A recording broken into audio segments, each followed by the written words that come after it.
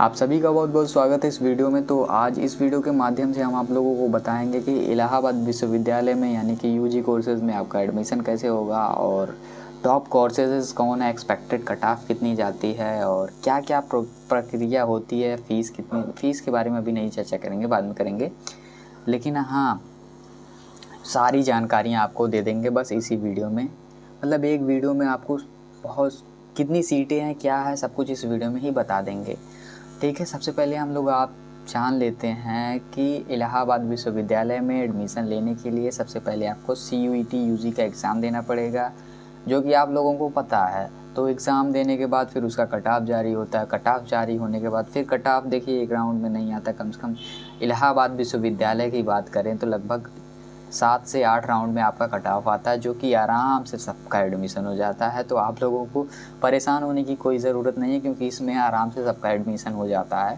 तो चलिए वीडियो को शुरू करते हैं और बताते हैं कि आपका एडमिशन कैसे होगा। देखिए, सबसे पहले आपको CUET का एग्ज़ाम देना पड़ेगा। एग्ज़ाम देने के बाद फिर मैं आपको बता दूंगा कि CUET में कौन कौन से सब्जेक्ट का एग्ज़ाम देना पड़ेगा, तो आप परेशान ना होइए, बाद में मैं बता दूंगा। सबसे पहले आप समझ लीजिए, पूरा प्रक्रिया समझ लीजिए। तो फिर आप एग्ज़ाम देंगे, एग्ज़ाम में रिज़ल्ट आएगा, फिर जो भी सब्जेक्ट का जो रहेगा उसका नंबर काउंट होगा।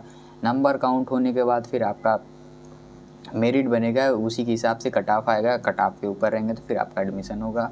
और उसके बाद फिर एडमिशन होने के बाद फिर काउंसलिंग वगैरह होंगे। फिर आपका जो भी प्रक्रिया होता है वहाँ पे, मतलब डॉक्यूमेंट वेरिफिकेशन जो होता है यूनिवर्सिटी यानी कैंपस में, विश्वविद्यालय में, तो फिर आपका वहाँ से होने के बाद सब कुछ क्लियर हो जाता है। तो चलिए आज लोग हम बात करेंगे एक्सपेक्टेड कट ऑफ के बारे में भी बात करेंगे, मतलब कौन कौन से सब्जेक्ट का एग्ज़ाम देना पड़ता है और भी बहुत चीज़ें इसमें बात करेंगे। तो चलिए वीडियो को शुरू करते हैं। तो सबसे पहले हम लोग जान लेंगे कि इसमें एडमिशन लेने के लिए मुझे क्या क्या प्रक्रिया होता है। देखिए, मैंने पहले बताया कि CUET का एग्ज़ाम देना पड़ेगा। जो CUET में एग्ज़ाम देते हो फिर आपको कौन कौन से सब्जेक्ट का देना पड़ेगा, ये भी जानना आपके लिए बहुत ही ज़्यादा ज़रूरी है। तो सबसे पहले अगर आप BA में एडमिशन लेना चाहते हो तो आपको क्या करना पड़ेगा। तो सबसे पहले आप 12th कंप्लीट कर ले, मतलब 12th को कंप्लीट करना पड़ेगा। मतलब उसमें चाहे जितना परसेंट आपका बनता है उससे कोई मतलब नहीं, बस आप पास रहने चाहिए क्लास 12th में। तो ये ज़रूरी होता है। एलिजिबिलिटी क्राइटेरिया आपका कितनी एज है ये नहीं मायने रखता है, ठीक है। और उसके बाद फिर कौन कौन से सब्जेक्ट के नंबर जुड़ते हैं ये भी आप लोग बहुत ज़्यादा ध्यान में रख लीजिए। तो देखिए, अगर आप CUET में बहुत सारे सब्जेक्ट चूज़ कर लिए हैं, यानी 4-5 सब्जेक्ट चूज़ कर लिए हैं, तो फिर वो नंबर नहीं जुड़ने वाला। मैं जो बता रहा हूँ उसको ध्यान से सुनिए। देखिए, अगर आप BA के लिए सब्जेक्ट, मतलब नंबर आपका काउंट होगा, तो फिर एक लैंग्वेज यानी हिंदी या फिर इंग्लिश में से किसी एक लैंग्वेज का नंबर काउंट होगा। और उसमें जो सब्जेक्ट होते हैं कि एक उसमें से सब्जेक्ट में, जैसे मैं आपको बता दूं, मान लीजिए BA करना है तो BA के जैसे क्लास 12th में ह्यूमैनिटीज़ सब्जेक्ट में जो भी सब्जेक्ट आते हैं डोमेन में, जैसे कि हिस्ट्री, ज्योग्राफी, पॉलिटी, ये इकोनॉमिक्स वगैरह, इसमें जितने भी सब्जेक्ट आते हैं उसमें से एक सब्जेक्ट का एग्ज़ाम और देना पड़ेगा और एक जनरल एप्टीट्यूड, यानी कि 3 सब्जेक्ट का आपको एग्ज़ाम देना पड़ेगा। और 3 सब्जेक्ट्स की आपकी मेरिट बनेगी, यानी 750 नंबर की आपकी मेरिट बनेगी। मतलब 750 नंबर पूरा पूर्णांक रहेगा, उसी के हिसाब से फिर कट ऑफ आएगा, फिर आपका एडमिशन होगा। तो ये हो गए BA के लिए। फिर BSc के लिए भी सेम है प्रोसेस।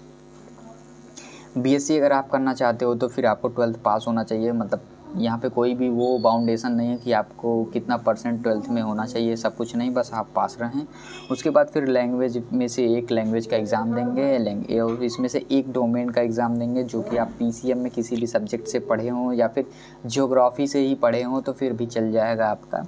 फिर BSc बायो का भी सेम होता है, उसमें से फिर आपको एक लैंग्वेज, एक डोमेन और एक जनरल एप्टीट्यूड टेस्ट का एग्ज़ाम देना पड़ता है। और उसके बाद फिर BCom की बात करी जाए तो BCom में भी, इसमें BCom के लिए भी एक अकाउंटेंसी का एग्ज़ाम देना पड़ता है एक। उसके बाद लैंग्वेज में एक, किसी एक लैंग्वेज का और एक जनरल एप्टीट्यूड टेस्ट, ठीक है। और उसके बाद BLLB में थोड़ा बाउंडेशन है आपके लिए। देखिए, BLLB में आपको एडमिशन लेना है तो फिर क्लास 12th में आपका अगर जनरल कैटेगरी से आते हैं तो फिर 45% रहना चाहिए।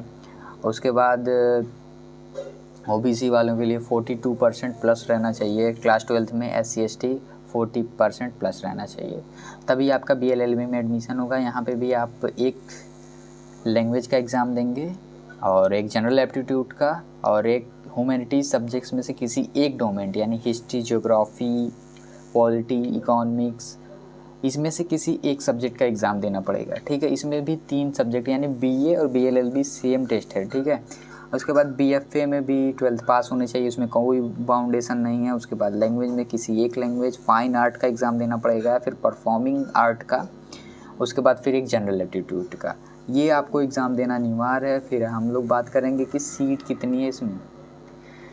देखिए, अभी तो कोई क्लियर नहीं हुआ है 2025 में कि कितनी सीटें हैं, लेकिन मैं पहले कितनी सीटें थी उसके बारे में हम लोग बता देंगे। उसमें से लगभग 40% सीट घटाई गई है, यह आप लोग काउंट कर लीजिएगा, ठीक है। यानी 40% सीटें घटाई गई है, ये आप लोग अपने से जोड़ लीजिएगा, घटा लीजिएगा।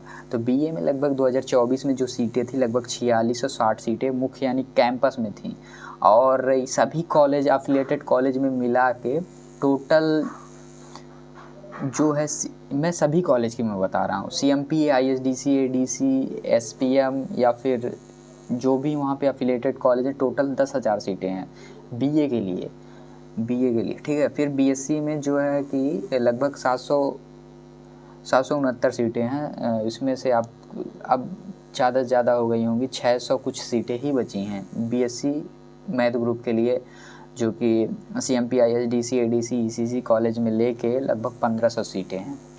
कैंपस में तो सिर्फ 600 कुछ ही सीटें हैं। और उसके बाद फिर BSc बायो ग्रुप में, इसमें भी सीटें बहुत ही ज़्यादा कम कर दी गई है, 280 के प्लस सीटें हैं इसमें। और इसमें CMP, ECC, ISDC कॉलेज में 1000 प्लस सीटें हैं। सभी का मिला के मैं बता रहा हूँ। फिर BCom में जो है 773 सीटें दिख रही हैं, 2024 में थी, लेकिन 25 में भी सीटें यहाँ पे कम कर दी गई है। उसमें लगभग CMP, ISDC, ADC, ECC college में 2000 प्लस सीटें हैं, मतलब सभी कॉलेज का मिला के। फिर BA ऑनर्स के लिए जो कि 150 सीटें हैं, जो कि अब थोड़ा और कम कर दी गई है, क्योंकि यहाँ पे जो कट ऑफ गिरती है उसमें पॉइंट में ही कट ऑफ गिरती है। और CMP में टोटल 150 सीटें हैं, और सबसे ज़्यादा यहाँ पे BLLB के लिए सबसे ज़्यादा सीटें CMP में है। उसके बाद 75 सीटें जो है कि ISDC कॉलेज यानी ईश्वर सर डिग्री कॉलेज में है। तो ये रही कुछ जानकारी। और अगर आप कहेंगे किसी भी कोर्स के लिए कि कोर्स के बारे में अच्छे से विस्तार से वीडियो बना दीजिए, तो मैं बना दूंगा। तो इस वीडियो में इतना ही।